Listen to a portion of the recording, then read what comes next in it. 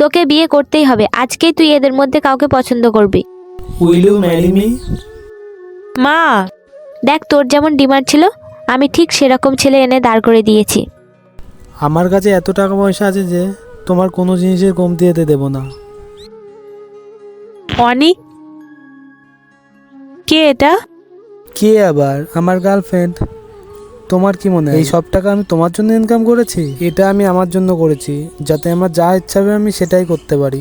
না না, তুমি আমাকে রিজেক্ট করছো?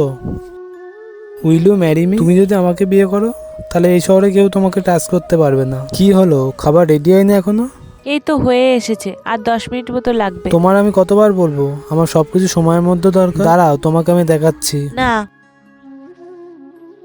তুমি আমাকে রিজেক্ট করলে তো? আমার মনে হয় তোমার কাছে তোমার জীবনে কোনো গুরুত্ব নেই। যে আমাকে এখনই হুমকি দিচ্ছে সে বিয়ের পর কি করবে? কথাটা মাথায় রেখো।